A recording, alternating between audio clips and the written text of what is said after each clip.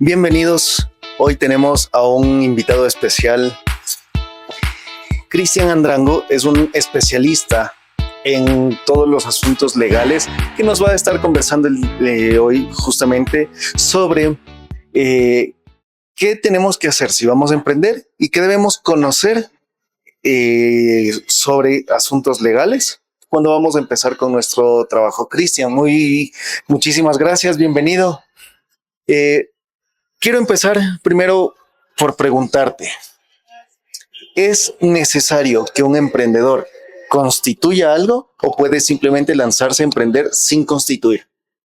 Bueno, un saludo a todos. Gracias, Feli, gracias, Andy, también por la invitación. Para mí es un gusto poder compartir con profesionales como ustedes.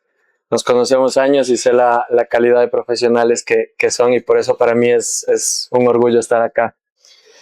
Es una pregunta bastante compleja, Andy, porque nosotros tenemos dos escenarios, ¿no es cierto? Y partimos desde, hablando un poquito en términos jurídicos, de dos tipos de personas que existen acá en el régimen jurídico ecuatoriano, ¿no? Y que son las personas naturales y las personas jurídicas. Las personas naturales somos cualquier ser humano común y corriente que decidimos abrir un RUC y empezar unas actividades comerciales. Y eso nos convierte jurídicamente en personas naturales, ¿no? Ahora, las personas jurídicas son las compañías, las empresas, que a veces nosotros leemos, a veces escuchamos que una persona jurídica y la persona jurídica que esto y la persona jurídica lo que, y nos generan este tipo de dudas, ¿no? De conflictos. No viene a ser más que una compañía. Para nosotros poder emprender, legalmente hablando, lo podemos hacer tanto como personas naturales o como personas jurídicas, como compañías, que tienen sus beneficios, sí, y ya los vamos a hablar posteriormente, pero asimismo, como todo escenario, también tiene sus cosas en contra. Ahora vamos a hacer que la gente le pierda el miedo al abogado. Porque una de las cosas que nos hemos dado cuenta es que el abogado tiene esa etiqueta como algunas de las profesiones. Y sí, tiene muchas etiquetas. Muchísimas, ¿verdad? Pero sobre todo el tema del temor de que el abogado les va a meter la mano al bolsillo. Por eso nosotros hemos trabajado contigo, por la calidad de profesional que eres y sobre todo para que hoy, con esta charla que vamos a tener, quitarles todas esas dudas a la gente. Así es. Andrés ya nos había hablado sobre el tema de qué se debe hacer, ¿no es cierto? Pero la gente siempre tiene ese miedo de acudir a los profesionales porque piensan que siempre es meter la mano al bolsillo primero para luego tener una respuesta. Cuéntanos desde tu experticia, ¿por qué un emprendedor tiene que confiar en un abogado?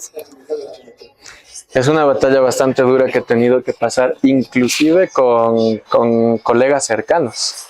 Porque en la vida diaria, ¿no es cierto? En el libre ejercicio para nosotros estamos en el día a día con lo mismo, y podemos ver cómo funciona esto. Entonces, hay veces que yo he conversado con gente del medio y le digo, es que con justa razón los clientes nos tildan o nos etiquetan con este tipo de nombres, ¿no? De descripciones, porque sí es cierto que venimos en una cultura en la que eso fue lo que sucedió. Entonces, hay muchos abogados que hoy en día se paran en una charla, en una entrevista, en una conversa y dicen es que es mentira. Entonces, primero hay que reconocer, y eso es lo más importante de todo, hay que reconocer que nuestra cultura generó este tipo de etiquetas que tenemos hoy en día. Porque si bien es cierto, vivimos en un país que no lo veamos solo desde el punto de vista de abogado, veámoslo desde el punto de vista del cliente. ¿No es cierto? Porque el cliente contrata el abogado acude a secretario judicial, lo que sea, y acudimos a jueces y a fiscales, y etcétera, etcétera, etcétera. Muchas de las veces esto empieza porque los clientes, por ejemplo, exigen más de lo que la ley puede dar. Sí hay esos casos, ¿no? Sin quitar la culpa a ciertos abogados que empiezan así, ¿no? Solo para un poco introducir a esta parte. Entonces, a lo que quiero llegar es que la responsabilidad la tenemos todos. no la tiene solo el abogado, no la tiene solo el cliente y no la tiene solo los encargados o los funcionarios públicos. ¿Cómo perdemos ese miedo? Justamente pudiendo trabajar con profesionales que sean transparentes en las actividades. Es decir, si yo, por ejemplo, firmo contrato con ustedes, ¿no es cierto?, para poder realizar cualquier tipo de gestión o de trámite, yo les voy a decir al principio del trámite qué es lo que voy a hacer, cuánto tiempo me va a tardar y en dónde me puedo demorar, en dónde voy a necesitar más inversión, en dónde voy a necesitar menos inversión. Y ahí vienen las alertas, ¿no? Las red flags.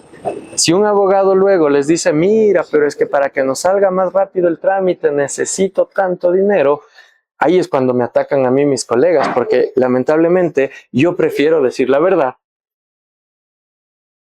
a luchar contra esto, ¿no? Entonces, si yo como el profesional, llámese arquitecto, llámese abogado, llámese cualquier profesión, yo a mi cliente le indico qué es lo que va a pasar y qué es lo que necesito, después, ¿por qué va a haber más casos? Y si se abre alguna ventana que necesite algo más, va a haber justificativos. Siempre hay justificativos, en la mayoría de los casos. Ahora, una pregunta que muchos profesionales se hacen es, ¿voy a trabajar? ¿Me sirve ser persona natural o me sirve más constituir? ¿En qué casos se beneficia uno de una de estas dos figuras? Esto depende mucho del, primero, hay muchos factores, ¿no? Pero pongamos los principales. El tipo de negocio. Si yo, por ejemplo, voy a emprender en una tienda, en un mini market, en este tipo de negocios, que no los desmerecemos, ¿no? Que son muy buenos. Pero a lo que voy es a que, por ejemplo, en este tipo de negocios, yo no necesito tener una imagen corporativa para poder generar el negocio. ¿No es cierto? Porque al fin y al cabo la tienda va a tener mi nombre o en su rótulo el nombre específico y yo sigo trabajando como persona natural porque es mío. Ahora, pongámosle en un escenario en el que yo voy a vender, por ejemplo, qué sé yo, equipos informáticos, que necesito una inversión de $100,000 y que yo no la tengo. ¿No es cierto? Entonces, ¿qué hago? Hablo con ustedes y les digo, miren, necesito una inversión de $100,000 para un negocio. Y decimos, listo, pongamos 50-50. Ahí es cuando se genera esta necesidad de crear, porque las compañías netamente son una sociedad. ¿No es cierto? Y una sociedad, ¿qué es la unión de una o dos personas con un fin? En el caso de las empresas, con un fin lucrativo. Entonces, ahí se habla de una seguridad jurídica en los negocios. Ahí sí lo vamos a necesitar. Entonces, sí depende mucho del tipo de negocio, del tema de la inversión, del giro de negocio. Hay muchos factores que sí hay que analizarlos para saber si es que me conviene o no me conviene crear una empresa o trabajar como persona natural. Verás, el chavo tenía algunas particularidades, ¿no?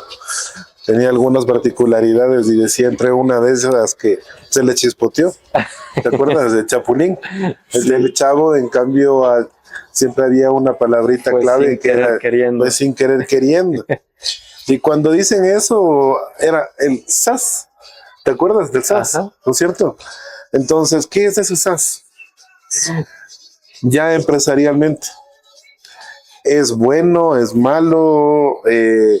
¿Sirve para un emprendedor? ¿Para varios emprendedores? Explícanos así bien cortito para que la gente vaya entendiendo esa particularidad. Una de las desventajas que les mencionaba hace un rato de constituir una empresa hasta hace unos años atrás justamente era el tema de la inversión.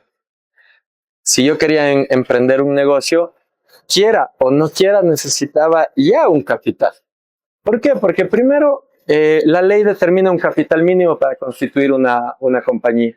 Sea sociedad anónima o sea compañía limitada, hay un capital mínimo. Quiere decir que yo ya necesitaba eso solamente para el capital.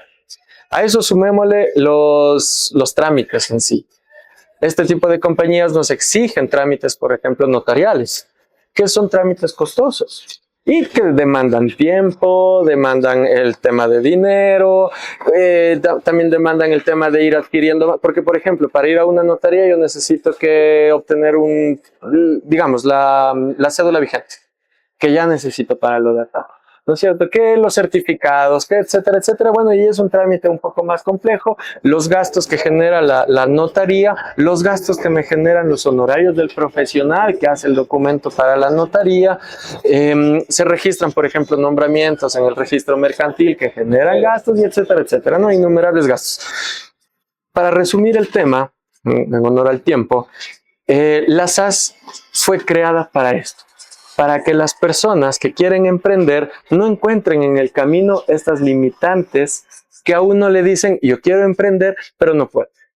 Yo tengo una idea, pero no puedo, porque no tengo el dinero, porque no tengo para pagar la notaría, porque no tengo para el abogado, porque los honorarios de abogados en esas constituciones inclusive son hasta más costosas.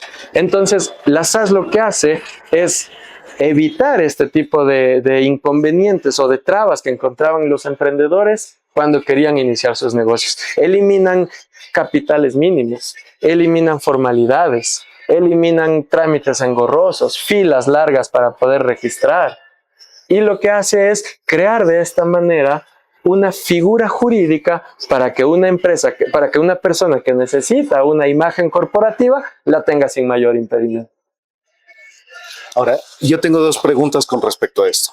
Primero, ¿hay algún límite de socios que puedan entrar en una compañía de tipo SaaS? Y segundo, ¿tú recomiendas a las personas, a estos emprendedores, les recomiendas que utilicen esta figura? A ver, esa es otra de las ventajas muy amplias de la SAS, y es que eliminó el tema del mínimo de los socios. En una sociedad anónima o en una compañía limitada, que el quedarse, por ejemplo, con un solo socio o accionista es motivo de liquidación de la compañía, ¿no es cierto? Por lo que no se podía hacer. O yo solito no podía crear una sociedad anónima, no lo puedo hacer, o una compañía limitada. La SAS elimina todas estas trabas y dice, listo, si tú eres una persona natural que ahora necesita empezar desde un giro corporativo, empresarial, con una figura jurídica de este tipo, no hay ningún problema. Y se crean dos tipos de constitución, de documentos constitutivos, que es el acto constitutivo, que lo conoce así la Superintendencia de Compañías, que es cuando yo lo creo individualmente, sin socios. Se crea mediante un acto constitutivo. Y cuando decido tener socios, entonces ahí se genera un contrato constitutivo. Son las dos figuras, pero ya no hay un límite ni menor ni mayor, ¿no? Porque, por ejemplo, una compañía limitada no puede haber más de 15 socios, ¿no es cierto? Entonces hay un límite inferior y un límite superior. En cambio, en la SAS no hay una limitante. Yo puedo crear la empresa solito o puedo crearla con compañeros. Y en cuestiones de ventaja, en la segunda pregunta que me hacía Sandy, obviamente es muy recomendable. Porque si es, como les digo, una figura jurídica que nos elimina ciertas exigencias o impedimentos para las personas, pero desde el otro punto de vista, corporativamente hablando, que es el área en la que me especializo, sí genera estos beneficios para que una persona pueda generar actos comerciales y más que todo alcanzar límites superiores a los que se podría alcanzar como una persona natural. Si quieren ustedes seguir aprendiendo de más temas legales, van a seguir a Legal District. Cristian es el gerente y él nos ha ayudado en muchas ocasiones a todo el tema y tramitología legal. Es una persona de muy buenos valores, de muy buena reputación, 100% confiable. Y además, que también va a ser parte de los capacitadores que tengamos en área legal. 100% certificado, y les invitamos a que cada uno de ustedes tenga la oportunidad de tener un profesional a la mano para que les ayude a generar habilidades. ¿Por qué deben hacer eso, Andrés?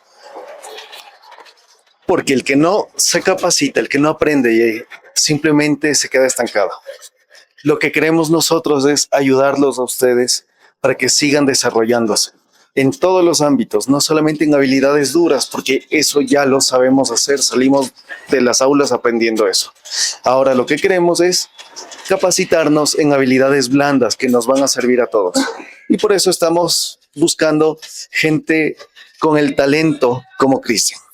Cris, te agradecemos muchísimo. Por favor, no se olviden suscríbanse a nuestras redes, a nuestros canales, escríbanos abajo a quién más quieren ver con nosotros, qué otros temas les interesa y sigan a Cristian, sigan a Legal Logistics. Nos vemos la próxima. Gracias.